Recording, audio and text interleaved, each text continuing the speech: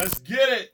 You know what it is, Superstar J, VIP Saturday, Superstar J. Brother DJ Tisa, man, what's up with you? Yes, sir, we here. Now, understand, Tisa, I got to let you know a legend's in the building. You know, I know that you do your music properly, but a legend is in the building. Ooh. Oh, now, Paul, understand we got over 20 million people that listen to us. That's cool with you? Of course. You know, you sold a lot of independent records. So I ain't sold 20 million though. But you sold a bunch though. You sold a bunch independently. Yeah, so that equals to 20 million. You ain't gotta split it up as much. Yeah, so we're gonna talk about that too. So I want you to extra 2 million people that might not know who you are, introduce yourself. What it do is Power Wow, the people's champ. You know what I'm saying? Man, did you hear that? Baby? Did you hear what he said? What it do is Paul Wall. You sound just like the record. Yeah. Now, man, how you been? Been good, man. Blessed, man. Family been good. Life been good, man. You look good too, man. Thank you, man. Thank you. And I told you, now Tisa wants to have a grill. Okay. Now, you know what I'm saying? Yeah. Like, he's the one that created the grills. Absolutely. All right, so I want to ask you first, why do you still want to make music? I mean, it's what I love. Now, I'm definitely making some good money on grills. You know what I'm saying? Yeah. Me and my boy John, shout out to my boy Johnny Dang. You know, I definitely have made more money on grills than on music, but, the music still drives a lot of the grills, and it's my passion, you know what I'm saying? Just to represent and just for the culture and just do our thing and just, really for the music, the main reason why, not only is it because of me being able to do what I love to do, but also just because how the trends in music are. Yes. A lot of people from different generations, they're like, they're not always pleased with that. Sometimes they want to hear music from their generation. So I'm one of the people where, instead of me complaining about where music sounds or what it sounds like, let me make the kind of music that I want to listen to. And that's a big driving part of it. I especially when it comes to other artists complaining about where music is, I'm like, why you complaining? Just get in the studio and make what you want to make. Well, you ain't got to listen to it. I have no complaint about how music is made.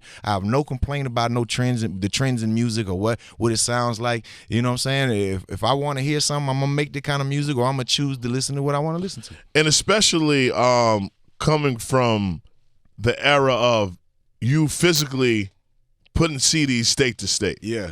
Now, I actually brung Tisa in because I wanted to get the leverage on my show. And do you know who Johnny Dang is? Absolutely. Okay, all right. I just want to ask. Now, how easy is it now when you tell these young artists, like, listen, I just could make one record and put it to all my 1 million, 7 million followers. Yeah. Before, you would have to go outside the club. I mean, Paul, just tell them the grind of when the mixtapes was out and you had to go hand to hand. It is so many tools out there right now to, to get on. There's so many tools. Now, when we were doing our thing, there was not quite as many tools. It was a lot of leg work, a lot of physical work. Yeah. Yes. The wear and tear was physical. It was definitely in full effect. But you know what I'm saying? That you worked with whatever tools we had to get on, and if you love it enough, you work hard enough, you'll make it. That's usually how it works. You know what I'm saying? Listen, man, I'm a 90s baby, so I came from the era where in the 2000s you had everybody with the aluminum foil on the tooth. Did you think it was going to get to the point where everybody I need grills for real now? And it started hitting you I never really thought that. Honestly, never thought. Even when I, first started selling grills, it was really only so that I could get a hookup. Me and my homeboys could get a hookup, and then from that it turned into my homeboys. Homeboys want to hook up, and then they got cousins, this and that. Everybody want grills. Next thing you know, I'm selling everybody grills, and then of course Johnny just facilitated that, gave me that opportunity as a wholesale grill salesman, and me and Johnny just really partnered up and just took it to another level. We both shared a similar vision, and it's not really about how much money you make. It's about taking care of the customers so they're happy and they'll come back. And that's a big part of our business is customer service. You know what I'm saying? Shout out to my boy Johnny Dang, but it's definitely become a worldwide phenomenon. Absolutely. I want to talk about the project. Once Upon a Grind. Yeah. Why that title? Man, Once Upon a Grind, it's a story. You know, everybody's hustle is a story, but, you know, when you're chasing that check or you're chasing that bag, you know, you can't lose yourself chasing that bag. You got to stay focused, you know what I'm saying? And even the artwork, the cover for it is like a game, like a board game. Yes, I seen that. Because that's what life is. Life is a game. You know, every now and then you got to draw a card. You might not like the card you draw. Every now and then you got to go to jail, don't get out. You know what I'm saying? Yeah, Whatever, yeah. you know? That's definitely like when we was playing Monopoly, we didn't know how real it was. Now, I want to ask you, from the People's Champ album to now, how did the music industry change for you? Oh, how do you view it now? I mean, definitely I view it a lot different. You know, I was very naive about a lot of things when the People's Champ came out in 2005, almost 20 Classic years ago. album. Thank you. Let them know. Thank you. Yeah, but it's definitely changed a lot. You know, a part of how it's changed is how you got to share. You share so much or you give it away free, but I just call it sharing. You know, I don't look at it as giving it away. But, you know, that's a big part of it. Another part of it is the, you know, how the styles have kind of all blended. Well, it used to be everybody had a regional, local style. Now you can be from anywhere and sound like everybody, you know, just with a lot of that's due to social media, you know, and it's not necessarily a bad thing, but it's just, you know, it's just how it's changed, you know. Also, you know, just with all the branding deals, how I mean, look, I grew up in the era where they said hip-hop was a fad and trend. It was about, you know, the other genres of music looked down on hip-hop. So, you know what I'm saying, for it to still be here, thriving, leading every other genre of music, you know what I'm saying, it's very inspiring to me. So some of these changes, you know, they're for the better, you know what I'm saying. So when you see all these different type of brand deals you can get as an artist now that you definitely couldn't get before, you know, Snoop Dogg is the king of all brand deals now. You know, you think about, you know, a few years, not too long ago, he was facing a murder charge. You know what I'm saying? Some people don't know that he was actually on trial for murder and beat it. I want to ask you, what was the most money you got from a brand deal? The most money I got from a brand deal. That's easy. It was this year with Paul Masson. Shout out to Paul Masson. Thank you for asking me. Oh, shit. Thank you for asking me. Hold on. Paul Masson. Yeah, Paul Masson. Explain that. Yeah. Well, you know, obviously my name is Paul Wall. Paul Masson isn't Paul. You know, Paul Masson has been around for over 200 years. It's a brandy, you know, but even as a kid growing up, that was a liquor that I always like connected with because of the name, the similarity of the name. So then when they, you know, they had an opportunity, they just reached out to me on a whim, man. My boy Adam, who worked, he said, man, would you be down to do something with him? I'm like, what you mean? First of all, you got a bag for me. What do you mean? Of course I'm going to do it. You know? But it is Paul Masson? Yeah, hell yeah. Wow. So they got a hell of a bag. They actually created a whole new liquor basically based around me. It's called Paul Masson Ice. You know, of course I get a piece of that, you know, so everything. You got to send that over, man. You know, me and Tisa drink. For sure. We got you. This guy right here, he might look short. Yeah. This guy can drink, man. Yes, I'll tell you that. Yeah. Now, Tisa, what did you have to ask Paul? Listen, man, coming from the 2000s era even into now, like what, looking back from then to now, what do you say, like what's your what you look back on and say, yeah, damn, like I did that, like. Man, there was so many different type of moments like that. Of course, performing with Nelly, you know what I'm saying? Anything I did with Nelly, you know, was right there. You know, or the other ones that are like my favorites, like Jill Scott, you know, being able to perform and have a song with Jill Scott, be friends with Jill Scott, like that's crazy to me. But, you know, I mean, I think back to the first moment when I remember where it was like you know, like a notch in time where I can always look back to this moment. And that's when we performed Still Tipping on 106 and Park on the Countdown. Oh. Me, Slim Thug, Mike Jones, and I remember walking from the backstage, going to the stage, and Slim Thug saying, damn, Paul, wow, we made it, man. We had Still Tipping. And that was one of the moments where, you know, there were definitely other, like I remember the first time I ever got played on the radio and I thought I made it. The first time I was ever on a mixtape, I thought I made it. but when we was on 106 and Park, we made it. Yeah. Let me ask you now, that question I was going to ask. Can we get a reunion tour with you? Hey, I hope so. Slim Thug and Mike Jones. I hope so. I'm ready. We tried to do it last year when we performed halftime for the Texans, you know what I'm saying? And we tried to kick it off. We couldn't get it together, but I hope so, man, because, you know, definitely, you know, they're my brothers, man. Now, from y'all coming up together, and you said, like, even with Tisa saying, you know, a memorable moment out of your career, but you go down in, like, the Rap Hall of Fame as a person that set trends.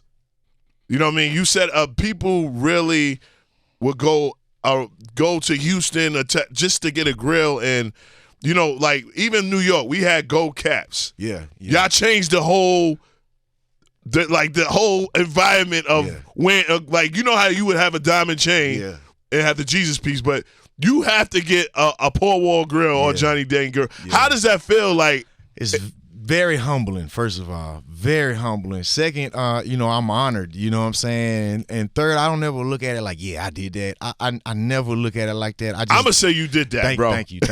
Well, I mean, some things I feel like I definitely did do, but I don't ever look at it from like a selfish perspective. I mean, with the grills, I'm really just glad my dog Johnny on. You know what I'm saying? Because from the first time I sold grills, it was not to make money. It was for me to get a discount or for me to hook people up. You know, so my boy Johnny to really just be the face of grills in the world. You know what I'm saying? It's the world, yes. Yeah, this is amazing to me. So, all of that is just to play any type of part in that. The culture is bigger than me. It's bigger than any one person. You know what I'm saying? And I'm just a piece in the machine. You know what I'm saying? Question, Paul. What was the most expensive grill you did for a person? Most expensive? No, and who's the person that you was like, I didn't even think this person would even want a grill? First, the most expensive I would say maybe might be the Megan Thee Stallion grills we recently did. She got the new honeymoon set. Every tooth has a carat. Every tooth is a wedding ring. We call it the honeymoon set. Hers is in rose gold. Big shout out to Megan Thee Stallion. Lord have mercy. You said every tooth is a... Every tooth is a carat. Every tooth is a wedding ring, engagement ring. We call it the honeymoon set. It's serious. It's definitely the most expensive, I would say. Now, in terms of who I was unexpecting, I would say got to be the Triple OG Hall of Famer, multiple World Series champion, Reggie Jackson. Reggie Jackson? Yeah, hold on. Yeah. The older Reggie Jackson? Yeah, man. No, there's no way Reggie Jackson has a grill. All right, well, now I have to get a grill. Yeah, Reggie Jackson. Man. No.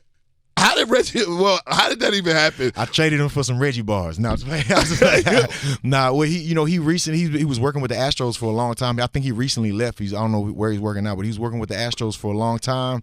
Then after they won the World Series a few years ago in 22, I was on the World Series. Shout out to the Astros. They let me get on the float. I think I play for the Astros. Don't tell me I didn't know I don't. Yeah. I still think I play for. I don't play no sport, but I think I play for the Astros. Well, it's Paul Wall, so come on, the Astros, Paul Wall, it all goes together. But he was on the float with us. You know what I'm saying? And I was like just filming, and I like kind of panned over to him. I'm like, we got Reggie Jackson here, and he kind of caught me filming. He gave me that look like, hey, youngster, what you doing filming me?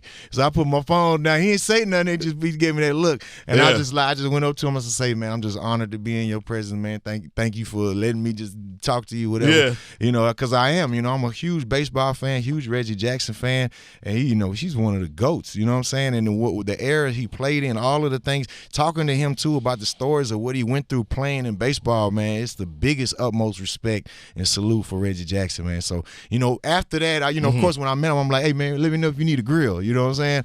And he like, you know what? Maybe I'll get one. Maybe I will get one. My boy Kyle brought him through. My boy Kyle worked for the Astros. He brought him through the store, and we got him some grills, man. So shout out to Reggie Jackson, the OG. Now, is there any record that you're really excited for on that project? The one we played earlier, the Swang Down, that's one that we really excited about because it's one that it's like the Houston culture where we flip a well-known song and we make a Houston version of it. You know what I'm saying? So that took us back to our roots. Also on that song, we recorded it on Zero's birthday. And my boy, boy Lil Flip. Lil Flip is not on the song, but he was the engineer. So shout out to my boy Lil Flip. Lil Flip was your engineer. Yeah. This is like classic. That's crazy. Motherfucking Lil Flip is right there engineering for you. Lil Flip with Zero say, I'm ready to do my verse. Who gonna record me? I was like, damn, I can record, I can engineer too, but I'm like, damn, I never really engineered Zero. So you gotta. I don't know how he worked like this. So I'm like, damn, I done been in the studio with him, but I never personally recorded him. So Flip was like, you want me to do it? I said, yeah, big dog, go on get that Flip. Let's get this verse in. When Flip got behind that boy,